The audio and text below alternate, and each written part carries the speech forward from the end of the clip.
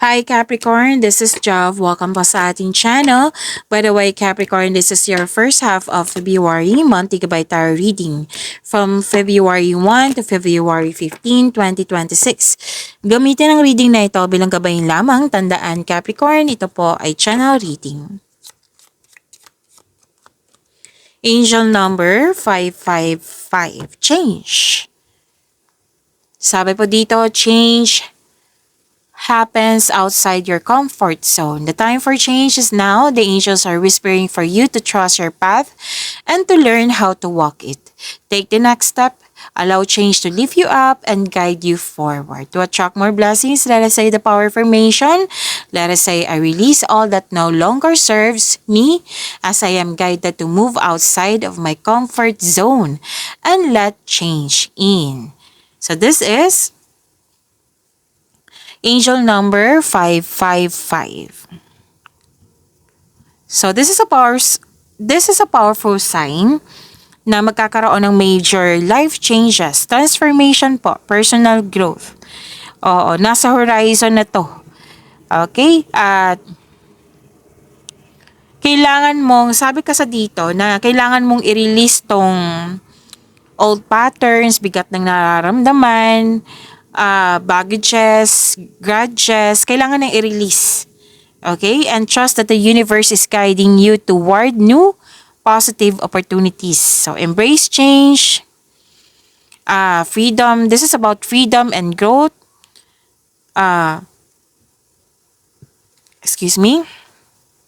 Magkakaroon ng good luck. So, kailangan ng action. Oo, kailangan ng action dito eh. It serves as a reminder to act with intention and align your daily action with your long-term spiritual or life goals. So let go of fear. Embrace the new beginning. Magkakaroon po ng life transformation. Stay positive.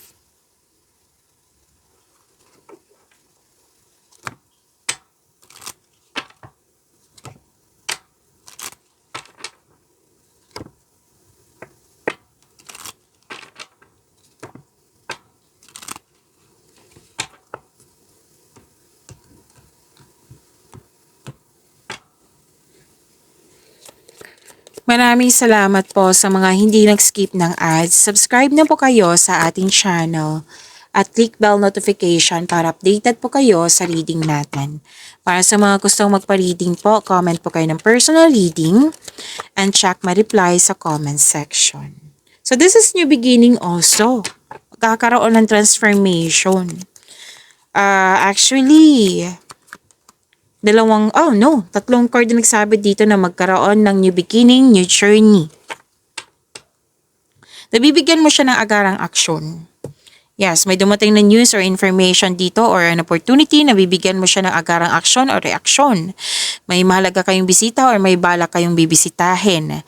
At nakikita ko rin dito na may humihingi ng atensyon sa iyo, pwedeng inner child mo or literal na bata.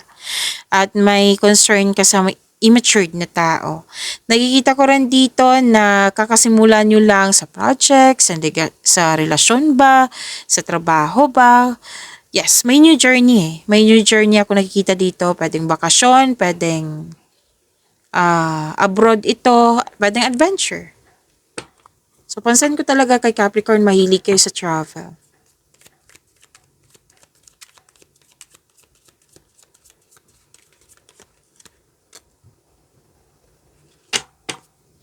So, kailangan ko tong takpan kasi nakahubad po. Don't you worry.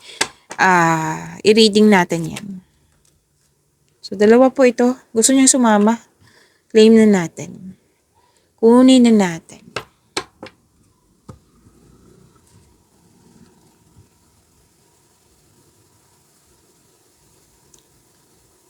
So, this is hope and healing. May unexpected help. May nagtutulungan. Opo, may pag-asa kang madama, maging positibo, gumawa ng paraan. So, may pag-asa. Kung nawalan ka ng pag-asa, may pag-asa po. So, have faith that your luck, L-U-C-K, is about to change for the better. So, change na naman. Diba? Yan yung sabi ng iyong angel number 555, change. So, change for the better. So, magtiwala po na all your dreams are coming true. You're healing from the past and feeling hopeful for the future. At kung may bala kayong magnegosyo, magagamit niyo po yung hidden talent niyo. Tapos naka-receive kayo ng recognition, awards ba, fame. Tapos, pwedeng na-hurt ka sa nakaraan, ngayon magkakaroon na ng healing.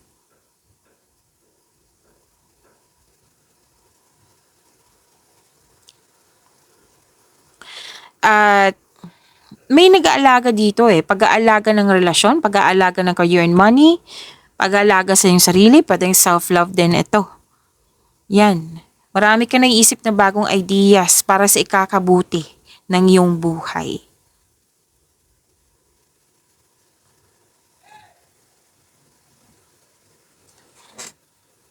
Dito din yung bakasyon, Lumabas siya dito at dito din. Happy ka dito.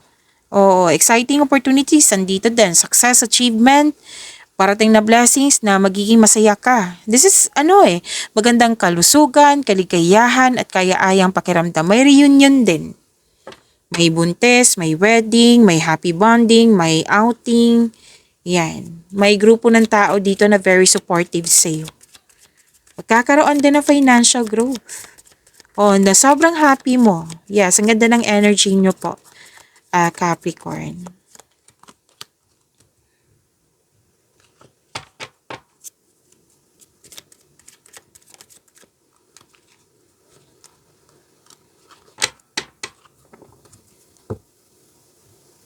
Diba may sinabi ako kanina na exciting opportunities?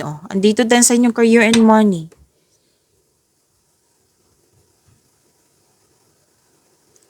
Nakikita ko dito,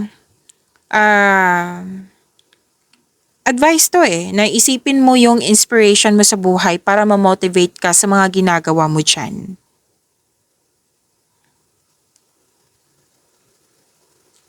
At sabi din dito na pwedeng may tinuturuan kang bata dito. Or customer mo to. Or andito pa rin na may grupo ng tao dito. I believe this is your family. Pwede din co-workers mo to na para mong pamilya na nagbibigay sila ng motivation sa'yo nang siyang dahilan na magkakaroon ka ng focus sa pag-achieve ng goal mo. So, ang ganda nito. Andito pa rin yung usaping outing.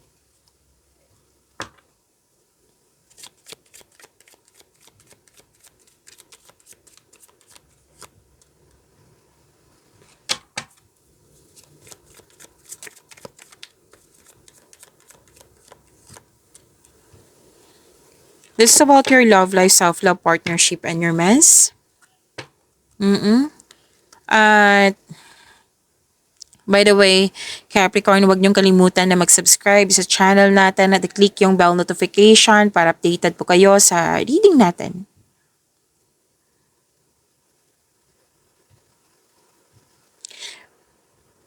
Para sa mga single, have a confidence. Labas din kayo sa comfort zone nyo. Upang sa kayo, you have a chance to meet new people. Sabi ng card nyo po. Para sa mga relasyon, sa buhay mag-asawa, mukhang gusto mong may kausap dito So, i-share mo yung opinion mo o problema mo sa partner mo na regarding sa concern mo Mag-usap kayo. Kasi teamwork, di ba? Yung relasyon, parati ko yung sinasabi sa inyo. Ang relasyon po ay teamwork po iyan. So, i-refer mo sa kanya, pag-usapan nyo, para magkasundo kayo, gawa kayo ng adjustment kung kinakailangan po.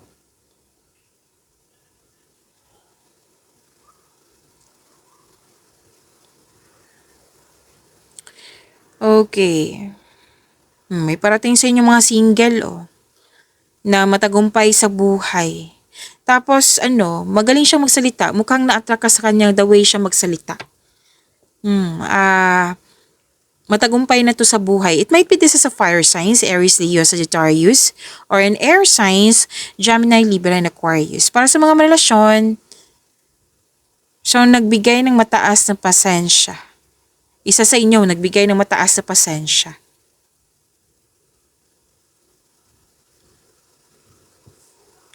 At sabi din dito na may gustong magbukod, magbuo na ng pamilya, may gustong magdagdag ng anak, may gustong mag-abroad para mas lumaki yung ipon. Yan yung posibilidad na pag-usapan nyo or project ba? Okay? So yan po, pagyamanin niyo po yung blessings na binigay sa inyo Capricorn. See you tomorrow. Maraming salamat.